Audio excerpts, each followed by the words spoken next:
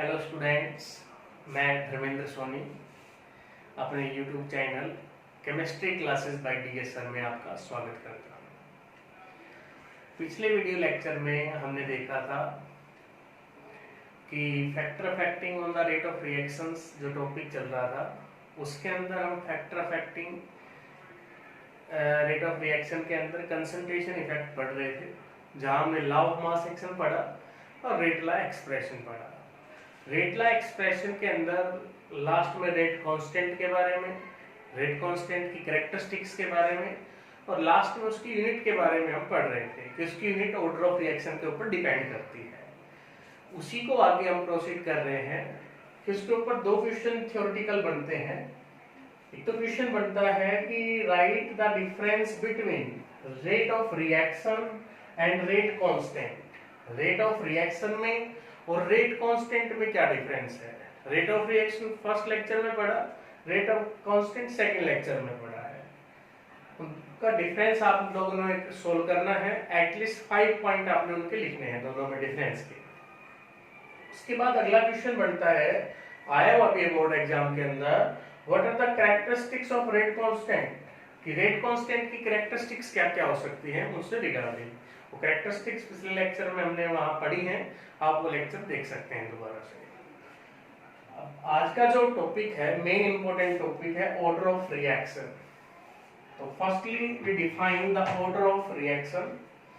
Order of reaction is experimental concept which come out from the rate law expression. Rate law expression से निकल कर आता है। क्या होता है order of reaction? It is the sum of power of concentration term in rate law expression या rate equation। कि जो rate equation या rate law expression हमें दिया गया था, उसमें जो रिएक्टेंट स्पीसीज की पावर आई थी, कंसंट्रेशन टर्म्स की जो पावर थी, उन सब का सम अपने पास कहलाएगा ऑर्डर ऑफ रिएक्शन। तो ऑर्डर ऑफ रिएक्शन क्या हो गया आपके पास? रेट इज इक्वल टू, जैसे मैं रेट ला एक्सप्रेशन लिख दूं इस रिएक्शन के लिए, जैसे पिछले लेक्चर में लिखा था, rate is equal to K A raise to power alpha, B raise to power beta and C raise to power gamma. Order of reaction क्या कह रहा है? पावर्स का सम, कोएफिशिएंट जो थे के पावर्स के अंदर उनका sum, alpha plus beta plus gamma, ये आपके पास कहलाएगा ऑर्डर ऑफ रिएक्शन। अगर ये सम आपके पास जीरो आ जाता है तो हम उसको जीरो ऑर्डर की रिएक्शन बोल सकते हैं, कह सकते हैं। अगर यही सम अपने पास 1 आ जाता है तो हम इसको फर्स्ट ऑर्डर की रिएक्शन बोल सकते हैं। अगर यही अपने पास 2 आ जाए तो सेकंड ऑर्डर की, यही सम अपने पास 3 आ जाए तो थर्ड ऑर्डर की है। अब क्वेश्चन राइज हो रहा होगा, सर ये हाफ आ जाए, 3/2 आ जाए, 5/2 आ जाए, तो ये भी पॉसिबल है ऑर्डर ऑफ रिएक्शन। एक तो order of reaction overall negative नहीं होता, अभी हम कैरेक्टरिस्टिक्स डिस्कस करेंगे। Overall order of reaction negative नहीं होगा। दूसरा, order of reaction never be more than 4।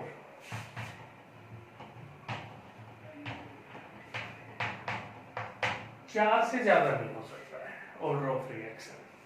3 तक हो सकता है, 4 में रियरली हार्डली 2 से 3 एग्जांपल्स हैं जो अपने पास है फोर्थ ऑर्डर की रिएक्शंस की, जो अभी हम डिस्कस भी करेंगे। ऑर्डर ऑफ रिएक्शन कभी भी 4 से ज्यादा नहीं होगा। क्यों नहीं होगा उसके बारे में भी अभी पढ़ेंगे, हम डिस्कस करेंगे कि क्या क्या होगा। तो अभी अपना टॉपिक है characteristics of order of reaction. Order of reactions की क्या क्या characteristics of order of reaction से रिगार्डिंग। फर्स्ट कैरेक्टरिस्टिक्स है, इट इज एक्सपेरिमेंटल कंसेप्ट। कि जो ऑर्डर ऑफ रिएक्शन है वो एक्सपेरिमेंटल कंसेप्ट है, एक्सपेरिमेंट से ही निकाल सकते हैं। थ्योरेटिकल हमें कोई इक्वेशन दे दे और पूछे कि भैया इसका ऑर्डर ऑफ रिएक्शन क्या होगा, तो हम उसको कैलकुलेट नहीं कर सकते हैं। Second point, it is not calculated by balanced chemical equation. कहीं ना कहीं पॉइंट इसी के साथ जुड़ा हुआ है कि हमें कोई बैलेंस्ड केमिकल इक्वेशन लिख कर दे दी गई and find out the order of reaction, तो हम उसका ऑर्डर नहीं निकाल सकते थ्योरेटिकली। थर्ड पॉइंट, जो ऑर्डर ऑफ रिएक्शन है it may be in whole number और it may be in fraction. 0 से स्टार्ट होगा, 0 भी हो सकता है, 1 भी हो सकता है, 2 भी हो सकता है, 3 भी हो सकता है, हाफ भी हो सकता है, 3/2 भी हो सकता है। ओवरऑल ऑर्डर ऑफ रिएक्शन है वो नेगेटिव नहीं होगा, एक स्टेप के लिए वो नेगेटिव हो सकता है, इस बात को ध्यान रखना। Overall order of reaction negative नहीं होगा, एक स्टेप के लिए नेगेटिव हो सकता है। इसके बाद फोर्थ पर जब मैं बात करूं तो it is applicable for both elementary as well as complex reaction. Elementary word जब हम बात कर रहे थे रेट लॉ एक्सप्रेशन के अंदर, वहां भी आया था एलिमेंट्री रिएक्शन क्या होगी, तो जल्दी हम उसको भी पढ़ेंगे जब मोलिकुलरिटी का कांसेप्ट आएगा, एलिमेंट्री के बारे में भी और मोलिकुलरिटी के बारे कॉम्प्लेक्स रिएक्शन के बारे में।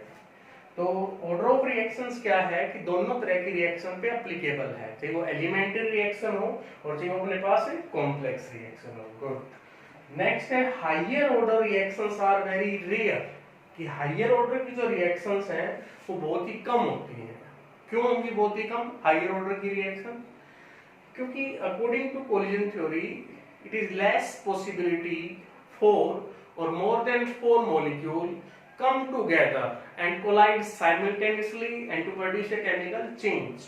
कि ऐसी संभावना कम है कोलिजन थ्योरी के अनुसार कि 4 मॉलिक्यूल या 4 से ज्यादा एक साथ क्लोज आए, एक साथ टकराएं और वो प्रोडक्ट में चेंज हो, इसलिए हायर ऑर्डर की रिएक्शंस बहुत ही कम होती है। अब किस तरह का क्वेश्चन अराइज होगा, ये तो थ्योरेटिकल बातें हैं कि ऑर्डर ऑफ रिएक्शन क्या है, कैरेक्टरिस्टिक्स क्या होगी, वो बातें हमने यहाँ डिस्कस की है। कई बार एग्जाम में एक नंबर के क्वेश्चन आ जाते हैं, पार्ट्स के अंदर क्वेश्चन आते हैं, आपको रेट लॉ एक्सप्रेशन दे दिया गया, जैसे ये दे रखा है रेट लॉ एक्सप्रेशन कि rate law is equal to this k a की पावर हाफ b की power 1। What is the order of reaction? एक बात तो आपने ये ध्यान रखनी है स्टूडेंट्स कि ऑर्डर ऑफ रिएक्शन हमेशा रेट लॉ एक्सप्रेशन से ही आएगा। जब तक हमें रेट इक्वेशन या रेट लॉ नहीं दे रखा है हम ऑर्डर ऑफ रिएक्शन उसका फाइंड आउट नहीं कर सकते उस कंडीशंस के ऊपर। तो रेट लॉ है अपने पास गिवन है। डेफिनेशन क्या कहती है ऑर्डर ऑफ रिएक्शन की? Sum of the power of reactant species. तो रिएक्टेंट स्पीसीज की पावर का सम हाफ प्लस 1 3/2 हो जाएगा। तो इस तरह के बहुत सारे एग्जांपल्स हैं जो दिए गए हैं जिनको हम उसको सोल्व कर सकते हैं। इसको दोबारा से देखें, इस तरह के क्वेश्चन आए हैं एग्जाम के अंदर कि रेट लॉ एक्सप्रेशन हमें गिवन हो और ऑर्डर ऑफ रिएक्शन को हम कैसे फाइंड आउट करेंगे।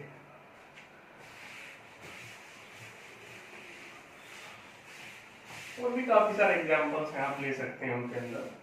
पर्टिकुलर रिएक्टेंट के लिए ऑर्डर ऑफ रिएक्शन नेगेटिव हो सकता है। मैं कोई एग्जांपल लिखूं यहाँ पर, ये 1 बी के रेस्पेक्ट में पावर मैंने 2 लिख दी और सी के रेस्पेक्ट में -1 लिख दी।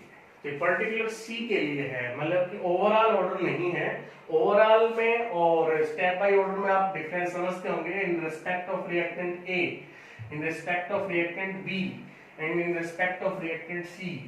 These equations represent the order of reaction in respect of A is 1, in respect of B order is 2 and in respect of C order is -1। हमने ओवरऑल ऑर्डर ऑफ रिएक्शन निकालना है, तो ओवरऑल को find out करेंगे order of reaction को, तो क्या करोगे सम ऑफ पावर 1 + 2 - 1 = 2। तो 2 is final answer, is order of reaction. तो इस तरीके से आपने अपने अपनी बुक से जो भी बुक आपके पास अवेलेबल है उनसे प्रैक्टिस करनी है। क्वेश्चन इस पे बन सकता है इस टॉपिक पे। इसी के अंदर अभी एग्जांपल डिस्कस करने से पहले हम अलग अलग ऑर्डर ऑफ रिएक्शंस के एग्जांपल अभी डिस्कस करेंगे। उससे पहले पीछे के आया था यूनिट ऑफ रेट कांस्टेंट। तो यूनिट ऑफ रेट कांस्टेंट वो ऑर्डर ऑफ रिएक्शन पे डिपेंड करती थी, तो वो टॉपिक मैं अभी डिस्कस करना चाह रहा हूँ। यूनिट ऑफ रेट कांस्टेंट के, तो के की यूनिट हम निकालते थे बेटा मोल लीटर इनवर्स की पावर या raise to power -1 into second inverse. Mole litre inverse की power raise to -1 - n second inverse. Here जो n मेंशन किया गया है, n is order of reaction. तो ये फार्मूला या यूनिट कैलकुलेट करना भी इंपॉर्टेंट है एग्जाम पॉइंट ऑफ व्यू। एक क्वेश्चन इससे रिगार्डिंग भी बन सकता है, पूछा जा सकता है एग्जाम के अंदर। तो अभी जैसे आपको ये दे दिया गया, what is the unit of के फॉर जीरो ऑर्डर रिएक्शन और for a first order reaction, इनके लिए आपको यूनिट फाइंड आउट करनी है। तो जीरो ऑर्डर के लिए मैं इसका सॉल्यूशन करना चाहूँ फॉर जीरो ऑर्डर रिएक्शन, तो जीरो ऑर्डर रिएक्शन के लिए n की वैल्यू आपके पास जीरो हो सकती है। वी नो दैट, हम जानते हैं unit of k rate constant is equal to mole litre inverse की power 1 minus 1 into second inverse। Here n is zero because order of reaction अपने पास कौन सी है, जीरो है। तो यहाँ हम जीरो पुट करेंगे वैल्यू, तो अपने पास आ जाएगा मोल litre inverse into second inverse। That is the unit of rate constant for the zero order reaction। Similarly, we can do for a first order reaction। For a first order reaction, here can write n is equal to 1, n is equal to 1 means 1 minus 1 is equal to 0, and mole litre inverse power is to 0, किसी की power 0 है तो 1, तो ये factor अपना अपने पास 1 हो गया। ओनली क्या बचा अपने पास, सेकेंड इनवर्स। तो बड़ी इंपॉर्टेंट बात याद रखने के लिए कि फर्स्ट ऑर्डर रिएक्शन के लिए जो यूनिट होगी रेट कांस्टेंट की, क्या हो जाएगी, सेकेंड इनवर्स, टाइम का इनवर्स हो जाएगा, जो भी टाइम हमें दे रखा होगा। आपको प्रैक्टिस करनी है अभी घर पे बैठ के, half order, 3/2 order, 5/2 order, third order, second order, इन सब के आप अपने एग्जाम्पल अपनी नोटबुक के अंदर करेंगे इन यूनिट्स की, unit of this this and this. तो ये बात थी इससे रिगार्डिंग की।